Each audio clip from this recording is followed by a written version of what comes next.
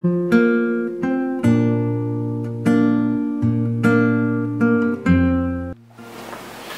pagi jemaat Tuhan, GBI CBM Tanjung Raya dan Pondok Indah. Pagi hari ini jumpa lagi dengan saya,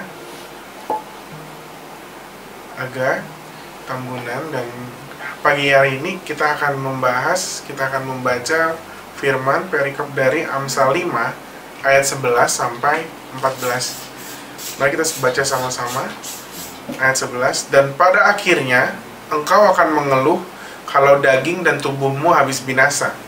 Lalu engkau akan berkata, mengapa aku benci kepada didikan dan hatiku menolak teguran? Mengapa aku tidak mendengarkan suara guru-guruku dan tidak mengarahkan telingaku kepada pengajar-pengajarku? Aku nyaris terjerumus ke dalam tiap malapetaka di tengah jemaah dan perkumpulan. Di ayat 11, Salomo ini sedang memperkuat peringatannya tentang dosa, tentang orang yang hidup dalam dosa. Bagaimana kalau kita berdosa, mengikuti hawa nafsu kita, akan terdapat berbagai celaka dan akibat yang akan ditanggung oleh kita.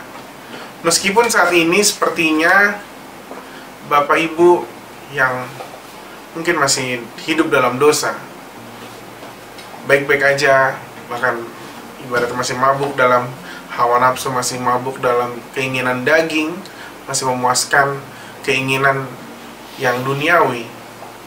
Tapi pada akhirnya orang yang hidup dalam dosa itu akan mengeluh. Engkau memang akan disibukkan dengan penyesalan dan menyerah kalah, serta tersiksa dalam perenunganmu ketika dosa sudah diperhadapkan dengan wajah aslinya. Apa wajah asli dosa? Wajah asli dosa itu adalah maut. Apapun dosa yang kamu lakukan, besar atau kecil, upahnya adalah maut. Kalau misalnya baru kena penyakit, artinya itu baru kayak teguran. Puji Tuhan kalau misalnya dengan penyakit kamu mau bertobat, tapi kalau tidak, maka konsekuensinya adalah maut. Cepat atau lambat dosa itu akan membawa duka cita. Ketika jiwamu direndahkan dan dibawa kepada penyesalan, atau ketika daging dan tubuhmu habis binasa, baik melalui penyakit maupun melalui kematian. Dan di ayat 12 dikatakan, lalu engkau berkata, mengapa aku benci kepada didikan dan hatiku menolak teguran?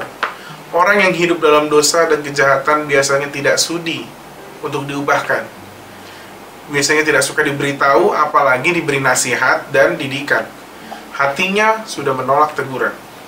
Namun kalau masalah menghampiri, seperti yang tadi saya bilang, bahwa kalau dosa sudah menunjukkan wajah aslinya, yaitu maut, yaitu penyakit, barulah ia menyesal dan mengakui bahwa orang-orang yang telah berusaha mendidik dan menasihati dia selama ini sudah mengerjakan bagiannya.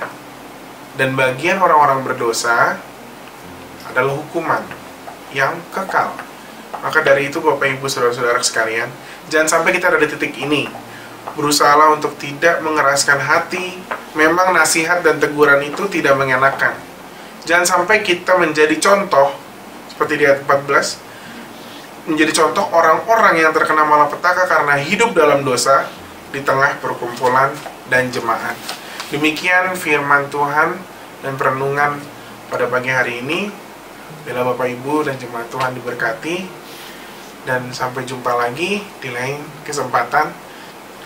Shalom, Tuhan berkati. Jangan lupa like, share, subscribe, dan tekan tombol notification.